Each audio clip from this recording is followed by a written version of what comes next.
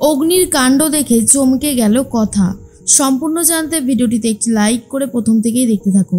গল্পের শুরুতেই দেখা যায় জগৎ ব্রহ্মপুরে যাওয়ার কথা বললেই অগ্নি প্রচণ্ড রেগে গিয়ে উত্তর দেয়, এই গোবর দেবী, তুই কি ভেবেছিস রে? তুই যা বলবি আমি তাই করব? আমি কি তোর বর নাকি যে তুই সমস্ত কথা বলবি আর আমি শুনবো? হবে না, আমি তোর কথা শুনতে চাই না। মনে মনে কথা ভাবে, আমি জানি পাচক মশাই আপনি আমার কথা শুনতে চান না, কিন্তু আমি এটাও জানি যে চোরকে খুঁজে বার করার জন্য আপনি আমার সাথে যাবেন। এরপর কথা বলে, পাচক মশাই, আমি আপনাকে বলেছিলাম না যে ওই মুকুটটার পেছনে এমন একটা জিনিস লাগানো রয়েছে যেটাকে দেখে আমার লোহা বলে মনে হয়েছে। আর আমাদের মুকুট চোর খুঁজতে হলে কিন্তু একসাথেই থাকতে হবে, দরকার পড়লে জগৎ ব্রহ্মপুরে যেতেও হবে। সেজন্যই আমি আপনাকে কথাটা বলেছিলাম। এরপর বাকিটা আপনি জানেন আপনি কি করবেন, তবে হাল ছাড়লে কিন্তু চলবে না, সেটুকু বলতে পারি। মনে মনে কথা এটা ভাবে, পাচক মশাই তো আমাকে অনেক আগেই বলে দিয়েছে যে তিনি আমাকে ভালোবাসেন না, আর কখনো মেনে নিতেও পারবে না। তাই আমি আর কোন দিক থেকেই বা মনে আশা রাখবো যে পাচক মশাই আমাকে ভালোবাসবে? সেটা মনে রাখার মধ্যেও কোনো কাজ হয়নি। এর মধ্যেই তখনই অগ্নি মনে মনে ভাবে, মুকুট চোরকে এটা তো সত্যিই আমি খুঁজে বার করতে চাই। তার জন্য এখন যদি জগৎ ব্রহ্মপুরে যেতে হয় তাহলে তো আমার হাতে আর কোনো উপায় নেই, যেতেই হবে। অন্যদিকে দেখা যায় দাদু কথা বলতে থাকে রেণুকার সাথে আর বলে, আচ্ছা গিন্নি, ওই ওরাং ওটাংটা কি করবে বলো তো? হ্যাঁ, পালের গোদাটা কি যাবে? তখনই রেণুকা বলে, আহ কর্তামশাই, এসব কি বলছো তুমি? শুনতে পারলে কিন্তু আবার রাগারাগি করবে। তখনই দাদু বলে, কি বলবো বলো? কি বলবো? কথা মার সাথে ওর বিয়েটা দিয়েছিলাম যাতে কথা মার জীবনটা ভালো হয়, ওর জীবনটাও ভালো হয়। ও কি করলো? ও এই বিয়েটাকে মেনেই নিচ্ছে না। এবার তুমি বলো যে এটাকে কি বিয়ে বলা চলে? নেহাত কথা মা ভালো তাই এটা টিকিয়ে রেখেছে, না হলে কবেই এই সম্পর্কটা ভেঙে যেত। রেণুকা বলে, বিয়ের বাঁধন কি এত তাড়াতাড়ি ছিঁড়ে যাবার কর্তামশাই?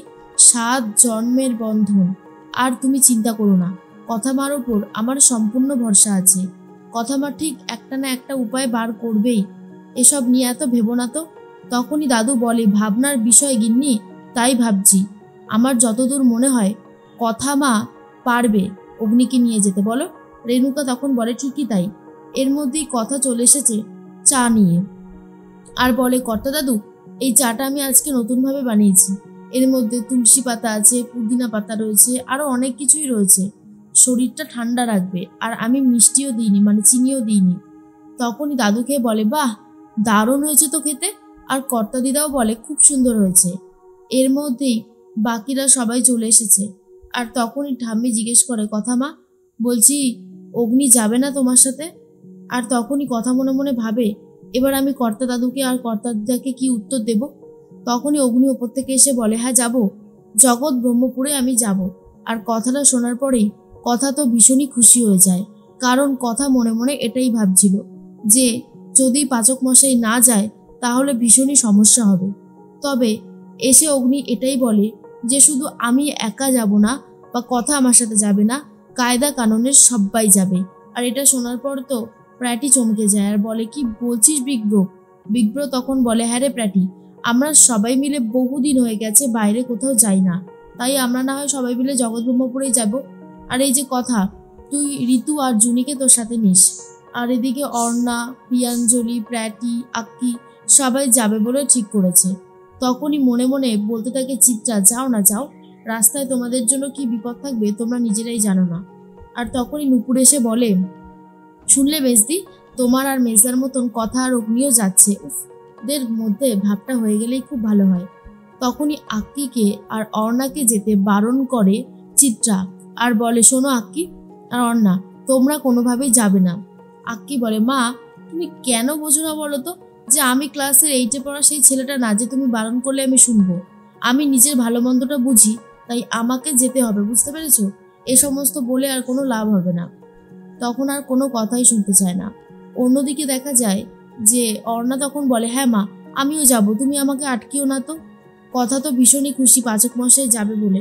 আর এর মধ্যেই দেখা যায় চিত্রা ফোন করছে মিস্টার বিশ্বাসকে, অর্থাৎ প্রান্তিকের বাবা জয়দীপ বিশ্বাসকে, আর বলে, শুনুন মিস্টার বিশ্বাস, কথাটা ভালো করে শুনুন। কথা আর অগ্নি দুজন মিলে আবারও জগৎ ব্রহ্মপুরে যাচ্ছে মুকুটটা রাখতে। ওখানে আমার ছেলে মেয়ে আক্কি আর অর্ণাও যাচ্ছে। ওদের কিন্তু কোনো ক্ষতি করা চলবে না। বাকিদের সাথে আপনি যা করেন করেন, আমার দেখার দরকার নেই। তখনই জয়দীপ বিশ্বাস বলে, ম্যাডাম আপনি রাখুন তো ফোনটা। আপনার কথাটাও তো আমার খুব একটা বিশ্বাস আর ভরসাযোগ্য মনে হয় না। আপনি বলেন ঠিকই, তার পরক্ষণেই আবার এমন চাল চালেন যে আমার হাত থেকে সবকিছু বেরিয়ে যায়। চিত্রা বলে, দেখুন মুখ সামলে কথা বলুন, উল্টো পাল্টা কথা বলবেন না। আপনাকে খবরটা জানানোর ছিলাম, ব্যাস আমি জানিয়ে দিলাম। অন্যদিকে দেখা যায় কথা তো চলে এসেছে ওপরে জামা কাপড় গোছাবে বলে। তখনই জামা কাপড় গোছাতে গেলে ট্রলি ব্যাগটা কিছুতেই লক দিয়ে খুলতে পারে না। কি লক দিয়েছিল সেটা পুরোপুরি ভুলে গেছে কথা। এর মধ্যেই তখনই মনে মনে ভাবে, একবার পাচক মশাইকে ডাকবো। ওরে বাবারে, আবারও তো রিয়াক্ট করা শুরু করে দেবে। পাচক মশাই বলে, একটা কাজ যদি তোর জন্য বসে ঠিক করে করা যায়, সারাটাক্ষণ জ্বালিয়েই চলেছিস বল, পারিসও বটে। তখনই অগ্নি বলে, আমি দেখি কি হয়েছে। এরপরে কথা বলে, লক হয়ে গেছে, খুলছে না। তখন অগ্নি চেষ্টা করে খুলে দেওয়ার চেষ্টা করছে আর মনে মনে কথা বলে, পাচক মশাইয়ের সব দিকে নজর আছে, এটা আমি খুব ভালো মতন দেখেছি। পাচক মশাই চেষ্টা করে লকটা খুলে দিয়েছে আর কথা তারপরে নিজের জামা কাপড় সব গুছিয়ে নেয়। অন্যদিকে জুনি, ঋতু ওরাও তৈরি হচ্ছে বেরোবে বলে। আর মনে মনে চিত্রা বলে, যাও কথা যাও, রাস্তায় যে তোমাদের জন্য কত বড় বিপদ অপেক্ষা করছে সেটা তো এখনো জানো না, দেখতেই পারবে সময়ের সাথে সাথে। এর মধ্যে দেখা যায় সবাই রেডি হয়েছে। আর তখনই প্র্যাটি বলে, উফ কি গরম রে বাবা। এর মধ্যেই পিসিমণি বলে, এই শোন, গরম তোর একা লাগছে না বুঝেছিস, এরা সবাই তো যাচ্ছে, এদের তো গরম লাগারই কথা তাই না। এর মধ্যেই জুনি চলে এসেছে। জুনি এসে আক্কি আর প্রত্যয় ঝামেলা দেখে আবারও হাসতে শুরু করে আর বলে, সত্যি এই মানুষগুলো কখনো বদলাবে না, ঝামেলা রীতিমতো করেই চলেছে। আর অন্যদিকে ছোটকা এসে অগ্নিকে বলে, অগ্নি সবাইকে নিয়ে যাচ্ছিস যা, তবে ওই যে মনে আছে তো কোন ধাবাটায় বলেছিলাম খেতে, ওই ধাবাটার খাবারগুলো কিন্তু সত্যি খুব ভালো। আর তখনই ছোটকাকে উত্তর দেয় অগ্নি, আর এই যে ছোটকা, তুই এসব কথা বলিস না তো, আগের বার তো আমার ব্যাটারিটাই চুরি হয়ে গেছিলো গাড়ির, এবারে আর কোনো ভুল টুল করা যাবে না। সবাই মিলে গাড়িতে উঠে পড়েছে, তারপরে বেরিয়ে পড়ছে। তখন অন্যদিকে ঠাম্মি বলে, তুমি দেখো ঠাকুর, ওরা যেন ভালোই ভালোই তোমার কাছে পৌঁছে যায়। আর অন্যদিকে দেখা যায় চিত্রা কলকাঠি নেড়ে দিয়েছে, ওরা যে বাড়ি থেকে বেরিয়ে গেছে সেই খবরটাও মিস্টার বিশ্বাসকে দিয়ে দেয়। এর মধ্যে অনেকটা সময় হয়ে গেছে গাড়ি চালিয়েছে, তাই কাছেই একটা ধাবা দেখে সবাই মিলে বসেছে খাওয়া দাওয়া খেতে। আর তখনই কথা বসে পড়েছে খেতে। আর ঠিক সেই সময় লস্যি খেতে গিয়ে কথা রীতিমতো গোপে সাদা হয়ে গেছে। আর এটা দেখার পরে রেগে গেছে অগ্নি আর বলে, ঠিক মতো চুমুকও দিতে পারিস না, দেখ তো কি অবস্থা হয়েছে, দাঁড়া আমি মুছে দিচ্ছি বলেই মুছে দেয়। তখনই চলে এসেছে সেখানে প্রান্তিক বলে, এই তো সব কটাকে একসাথেই পেয়েছি, এমন জব্দ করবো না। আর কথা তো এদিকে অগ্নির কাণ্ড দেখে পুরোই অবাক হয়ে যায়।